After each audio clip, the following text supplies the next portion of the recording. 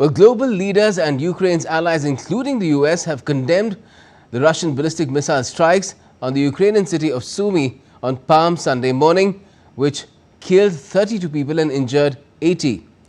They've collectively echoed Ukrainian President Zelensky's call for putting more pressure on Putin for a ceasefire. The conflict remains at a standstill with ongoing attacks, deal-making and diplomatic efforts.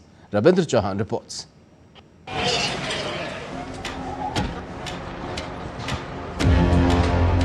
The attacks have not ceased, nor has the diplomatic efforts. This is how the Ukraine crisis continues to unfold. Over the past year, Russian forces have steadily expanded their territorial control, particularly in the eastern regions of Ukraine. From the vast open fields of the Donbass to the Luhansk region, the front lines have continued to shift.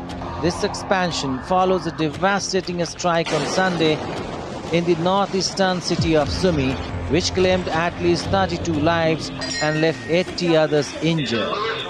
Footage from the Sumy Regional Emergency Services captured 5 fighters responding to the aftermath of this deadly assault.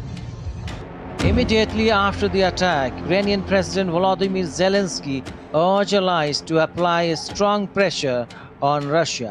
The attack was condemned by Ukraine's European allies.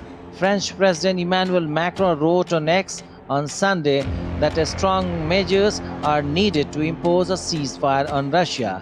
France is working tirelessly towards this goal alongside its partners. While condemning the attack, European Council President said that EU will always stand with the heroic people of Ukraine. US Special Envoy to Ukraine said that an attack by Russian forces on civilian targets in Sumy crosses any line of decency. Prime Minister of Britain Keir Starmer said he was appalled by Russian missile strikes on the Ukrainian city of Sumy. Despite the ongoing cycle of attacks and counterattacks, efforts towards peace continue, with US President Donald Trump advocating for an end to the war. On Sunday, Trump stated that while talks to resolve the Ukrainian conflict may be progressing, there comes a point when you must either take action or stop talking. There are other talks going on. I think Ukraine, Russia might be going, okay? And you're going to be finding out pretty soon, you know. There's a point at which you just have to either put up or shut up and we'll see what happens. But I think it's going fine.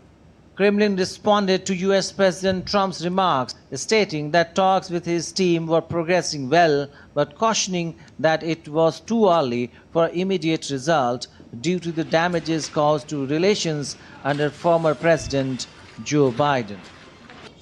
Ukraine and Russia agreed on March 18 to halt attacks on each other's energy facilities, but both sides have accused each other of violating the moratorium.